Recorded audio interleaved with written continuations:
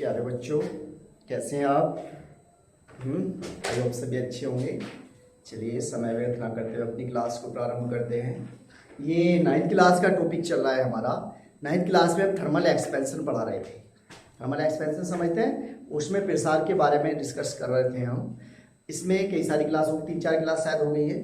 उसमें जो लास्ट में हमने कराया था आपको रेखीय प्रसार गुणांक कराया था। क्षेत्रीय प्रसार गुणांक भी हमारा हो गया है। रेखीय प्रसार गुणांक अल्फा, क्षेत्रीय प्रसार गुणांक बीटा, दोनों हो गए हमारे। ठीक है, अब आज है क्षेत्रीय प्रसार गुणांक तथा रेखीय प्रसार गुणांक में संबंध। क्षेत्रीय प्रसार गुणांक अल्फा तथा बीटा में संबंध सिंपली हम ऐसे भी कह सकते हैं, अल्फा तथा बीटा में संबंध। क्लियर? देखिए कैसे निकाले। मान लीजिए, माना कोई वर्गाकार बॉडी है, वर्गाकार कोई पतली प्लेट है, ठीक, उसकी भुजाएं 1 सेंटीमीटर लंबी है, तब उसका क्षेत्रफल जो रेखीय प्रसार गुणांक है वो कितना है? अल्फा है। रेखीय प्रसार गुणांक कितना है? अल्फा है। प्रारंभिक क्षेत्रफल कितना है वो इसका? मान लीजिए प्रारंभिक क्षेत्रफल है इसका 1 सेंटीमीटर। 1 सेंटीमीटर, ये भी 1 सेंटीमीटर, प्रत्येक भुजा कितनी? 1 सेंटीमीटर। ठीक, फिर इसका क्षेत्रफल कितना हो जाएगा? प्रारंभिक स्थिति में प्रारंभिक क्षेत्रफल 1 सेंटीमीटर स्क्वायर हो जाएगा। ठीक, फिर जब हम इसे ताप देते हैं, डेल्टा टी ताप देने पर इसकी जो भुजाएं हैं उन भुजाओं में वृद्धि कितनी हो जाती है? अल्फा की वृद्धि हो जाती है। मान लीजिए ये आ गया, तो इसमें कितने की वृद्धि होगी? अल्फा की वृद्धि। क्लियर? तो अब इसकी जो भुजाएं हैं वो कितनी हो जाएंगी? अतः अब इसकी भुजा कितनी होगी? 1 प्लस अल्फा। अतः क्षेत्रफल क्षेत्रफल कितना हो जाएगा? 1 प्लस अल्फा का स्क्वायर। क्षेत्रफल कितना हो गया भाई? 1 प्लस अल्फा का स्क्वायर हो गया।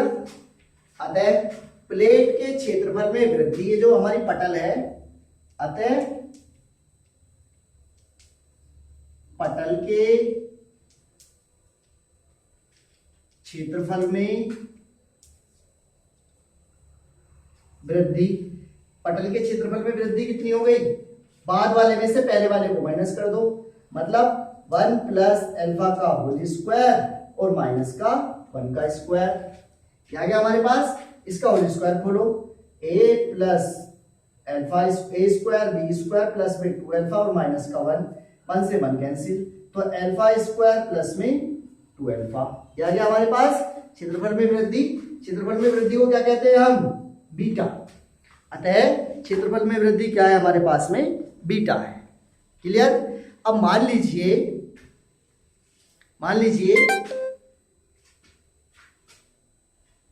जब हम इसके टेम्परेचर में वृद्धि करते हैं, तो टेम्परेचर में वृद्धि करने पर जो इसकी भुजाओं में वृद्धि हो गई, जो इसके साइड में वृद्धि होगी, उसका मान कैसा होगा? बहुत कम होगा।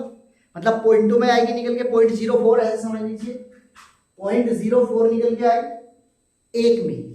ठीक, अब जब मैं इसके क्षेत्रफल में वृद्धि निकालूंगा तो कितनी हो जाएगी? वही 0.04 लंबाई में हुई, 0.04 चौड़ाई में हुई, तो 0.04 4 चौक 16 00 कितना आ गया? 0.0016 आ गया। इसका मतलब अल्फा का मान सूक्ष्म है 0.04, अल्फा स्क्वायर का मान कैसा होगा? और भी सूक्ष्म हो जाएगा, और भी छोटा हो जाएगा। जब हम पॉइंट के बाद वाले नंबरों की, मतलब जो 1 से छोटे नंबर होते हैं, अगर हम पॉइंट से कम 0.44 मतलब 1 से कम नंबर की 1 से कम वाले नंबरों के साथ मल्टीप्लाई करते हैं, तो जो वैल्यू जो आती है निकल के वो और भी कम आती है निकल के। 0.04 में की मैंने कितना आ गया? 0.0016 इसका मल्टीपल निकल के आता है। इसका मतलब जो अल्फा का मान है, अल्फा स्क्वायर का मान और भी कम हो जाएगा। अल्फा स्क्वायर का मान कम होगा, अतः अल्फा स्क्वायर को छोड़ने पर क्या करने पर? अल्फा स्क्वायर को छोड़ने पर। तो अल्फा स्क्वायर को छोड़ दिया हमने, तो बीटा बराबर किसके आ गया? 2 अल्फा। बीटा बराबर किसके आ गया? यहां से हमारा 2 अल्फा के निकल के आता है। इसका मतलब किसी वस्तु का क्षेत्रीय प्रसार गुणांक उसके रेखीय प्रसार गुणांक का डबल होता है।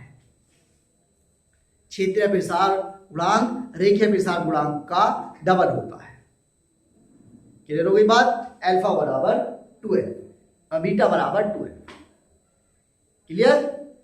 चलिए आज की क्लास में इतना ही। देखिए जो छोटे छोटे पार्ट्स आपको कराए जा रहे हैं इन्हें करते रहिए। ठीक, चलिए नेक्स्ट क्लास में फिर से मिलते हैं। Thank you. या आप ऐसे कह सकते हैं